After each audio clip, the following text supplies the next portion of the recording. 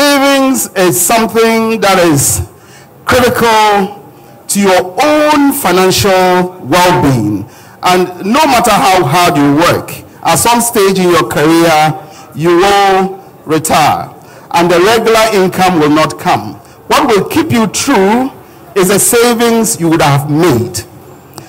So imagine that you work for 30 years and retire at 60, and you want to die at 90. And you don't have an income for the rest of the 30 years to retirement. Tell me, what are you going to do? What would you do? So you die early. So number one is to ensure that if you want to live at least up to 90 in comfort, just remember that no matter how hard you work, after 60 years, you will not have that regular check again. And what will carry you through to 90 years is your savings. And it doesn't stop there, because you have a family that will take over even when you are gone. What will keep the family going? Savings, isn't it?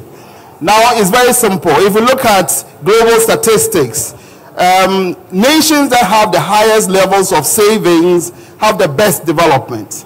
You know, if you take Singapore, they are almost 50% of savings. So that is to say that, you know, literally half of their salaries or gross income is saved. That way, the good thing about savings is not just for your personal and family survival.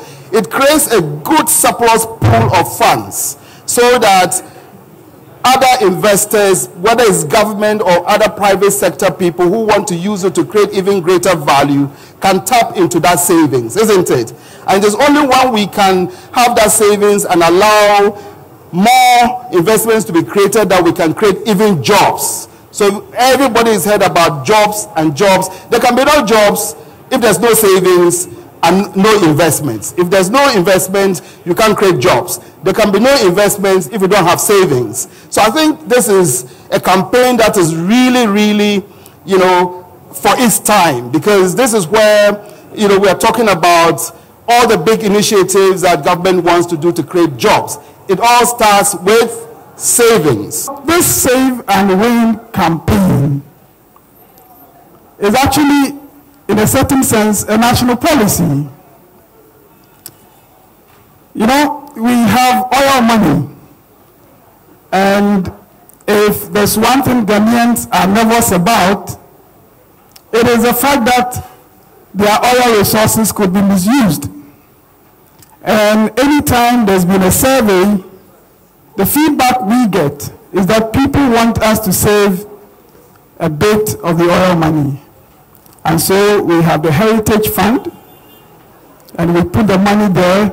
It is not earning us that much interest, but people still say keep the money there.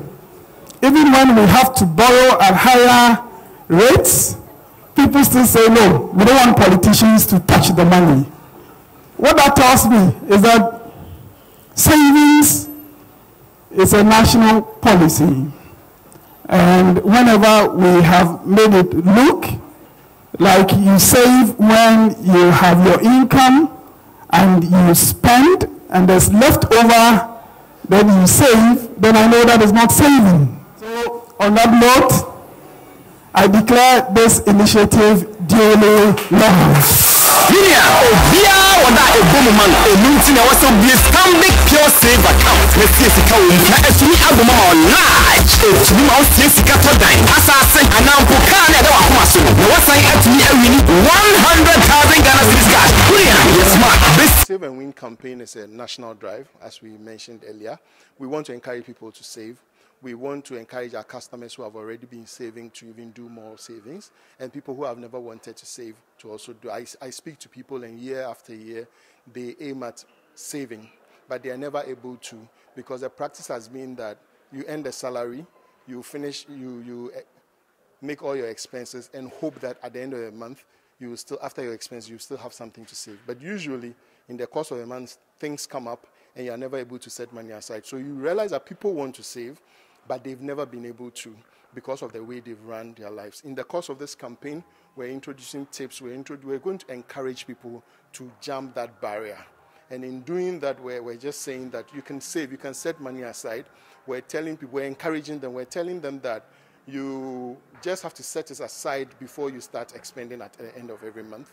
We're telling people that if you join this campaign, we're going to hold the funds for 4 months, and just to prove to you that you can put your money away for 4 months and nothing will happen to you.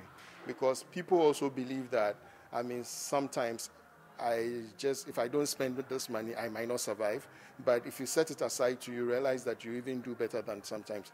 More so, there's this thing about financial freedom and also peace of mind. That's the other thing, that people can go to bed knowing that should anything happen today, I have some money in my bank that I could fall on.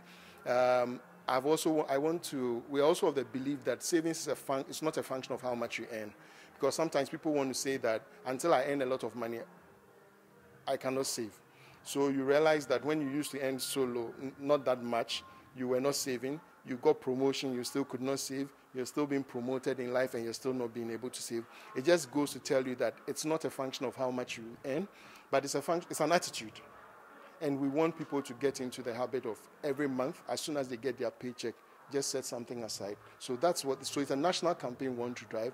Hopefully, at the end of the campaign, we will be getting close to what the developing countries are able to do, where people save so much that sometimes the government will have to beg them to spend to stimulate growth in the economy. In our part of the world, I think it's the reverse, and that's what we seek to do as a bank.